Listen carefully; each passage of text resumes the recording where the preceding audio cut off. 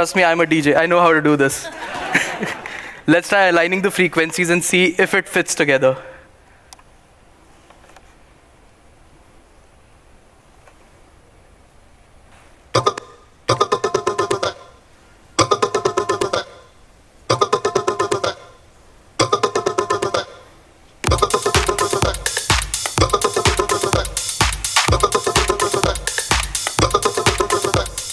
I guess that sounds much better now. Takes a lot of stress out of me. This is how it sounds like when you're living two different lives. This is how it sounds like when your inner frequencies aren't aligned. This is how it sounds like when your heart wants something else and your mind wants something else. It is out of sync. It is not running on the same frequency. It is, one is fast, one is slow. There's just no, it doesn't get together. And the frequencies clash. I know someone who for the last 5 years was feeling like this. Someone who his heart wanted to do something else, but his mind wasn't letting him do that. The frequencies weren't just aligning. That someone was me. Hi, my name is Adi. I am a DJ and a music producer, self-taught, who for the last 5 years was feeling like this. My inner frequencies were not aligned. Coming from a South Asian background, DJing itself is not seen as skilled work. It is not seen as a profession. It comes with a lot of preconceived notions. It's seen with a very negative lifestyle. It is also associated as low-skill work, as if my job is to go there, play press on a playlist, and poof, the job is done. Let me break your bubble, it's actually not like that. A good DJ is a storyteller. A good DJ set is like watching the Mona Lisa getting painted, but live, by the end of which you say, absolute cinema. I'm not exaggerating. A little bit, yes, but a good DJ set has to be a story because it has to be a journey for the people that are coming in. I sat with the same question that how do I make my DJ set into a story? How do I align it all together so that if I'm playing an open to close set, it doesn't bore people. It communicates the message that I'm trying to tell them or like make a storyline out of things. So I sat with myself and I drafted, after using a lot of mathematical permutation combinations which I learned in class 10th, 11th, 12th. I'm kidding, I didn't, but I never used it in fact. But I did sat with myself and I started thinking from the psychology of a consumer, from a customer who walks into a club, and how do I capture their attention? How do I retain them inside the club? How do I actually make them experience something that makes me stand out as an artist? And that is when I made this 5-hour-long DJ set, which is made with a lot of permutation combinations. So I can change it around a couple of times if I'm performing throughout the city. How about I DJ for you guys and play that 5-hour-long set? I'm not going to take your entire evening, so I'll make you listen that 5-hour set in under 3 minutes. How does that sound?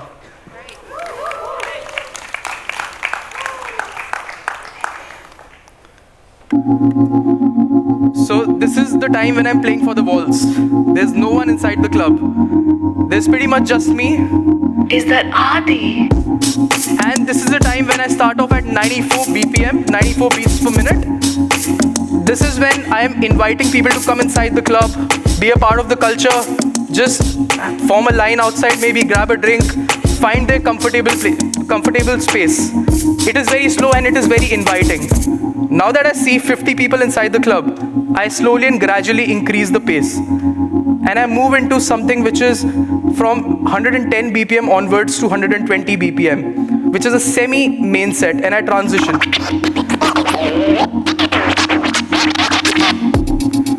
So this is the chill part of the night where I'm inviting people to come in, join me on the dance floor, have a good time, start grooving and become a part of the room.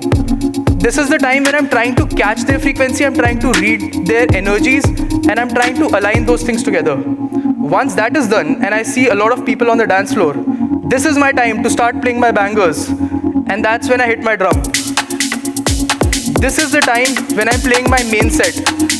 It goes anywhere from 128 BPM to 140 BPM, and this is the time when I'm establishing a connection with my crowd. So I am one frequency and my crowd is an array of multiple frequencies that I'm trying to catch and become one. Once that happens, we are heading into the 4th hour of the night, and it has to be high, it has to be hyped. So we get it hyped. This is the time when we are playing anywhere from 140 BPM to 160 BPM. This is the time when the energy is high, everyone is dancing their hearts out. Everyone wants to just enjoy and just let be. But I wouldn't leave it at a high.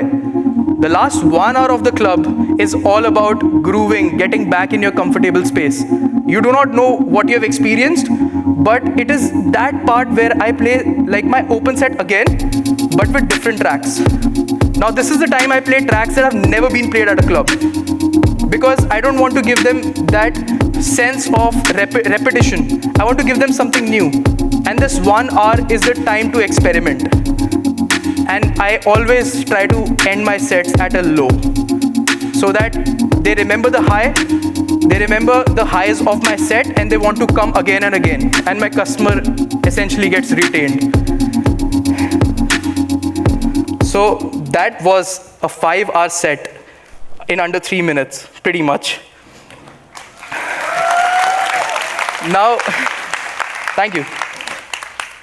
Now, what that tells us is that the entire idea is to align frequencies. It should feel like I am one frequency, all of you are different frequencies, and I'm trying to get you all to become one frequency. And this one frequency wants to blend into your frequency. And we are all one voice, we are all one frequency. That exactly is absolute cinema. Now, the idea is that you have to do that, but I myself, someone who is trying to align frequencies, couldn't align the frequency within myself. My heart wanted me to pursue this full time, while my mind wanted me to be comfortable. My mind wanted me to not take that extra leap, not leave that safety net of a full-time job. And I loved my work and I loved my passion so much that I would end my set at 4 a.m., the next day go to work at 7 a.m., 3 hours of sleep, insane amounts of adrenaline running through me because of the last night, no recovery, no sleep, pretty much, and go live a different life altogether, as if yesterday never happened. And what that was doing to me was, when my mind wasn't aligning with my heart, my body was the one that was suffering. And I was falling sick, I was instantly getting angry at things, I was just losing it. Because my frequencies, my inner frequencies weren't aligned. And my job as a DJ is to manage the frequency of a human nervous system, that to multiple of them at once. It's like a doctor is unable to treat himself. So that is when I instantly asked myself, do I want to hurt myself? Like, can I do this for like the next 10 years? And the answer was an instant no. If I keep doing it, there wouldn't be a me in the next 10 years probably. Because yes, DJing does take a toll on your health. You're standing in over 100 decibels of sound for 5 hours. You can go, you can literally have hearing disorders. There's a lot of pressure that's on your head. And at the end of the day, if you're not resting, then the dark side of things come out.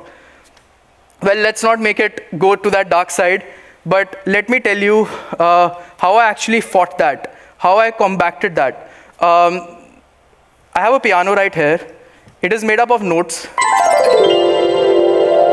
And a combination of notes make a chord. Now, a chord itself is not just a combination of notes. A chord can be a happy chord. A chord can be a sad chord. It can express emotions of fear. It can express emotions of anger, doubt, and anything that you want to relate to it. So, the entire idea is that a chord can represent all those emotions. and a chord is a set of notes. This is a C major chord. It represents happiness. It is pretty subtle, it is pretty normal, it is pretty safe.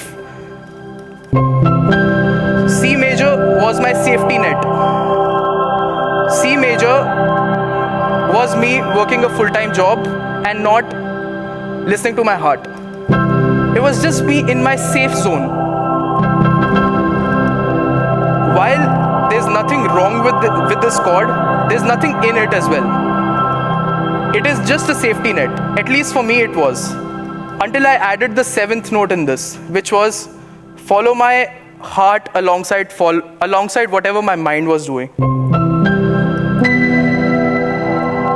See, did you see the tension? That tension itself comes when there's unresolved notes that don't go together. The frequencies aren't aligning together. There's tension, there's definitely someone is suffering at this end, and that someone was me. So the only thing I could do here was, I could either remove the 7th and live in my safety net, or I could add the 9th.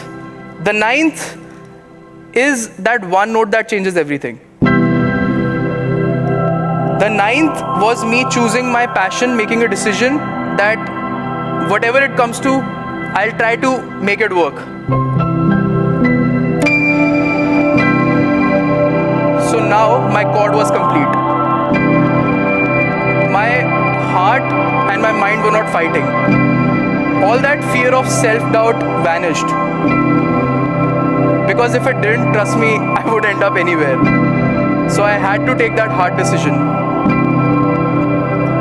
And for me, that 9th note was my hard decision. Now, by the ends of this, I don't want you to go back, write an email to your boss and be like, see you, never see you. Don't quit your job, please. That is not what this talk is about. This talk is about aligning your inner frequencies. If you yourself are living 2 different lives, if you are running 2 different tracks at the same time, then you have to choose one track, or you have to align those tracks in a way that they harmoniously sit together. And if you have any doubts, if you ever feel like, would it work out? Try adding the 9th. The 9th is that one note that changes everything. The 9th is the hardest decision you can take, but also the safest one in the future, because you won't regret taking this decision. And this is my story of choosing the 9th, not knowing what I would do, but whatever I would do, I would always back myself. And that is what I want to leave you with. Thank you.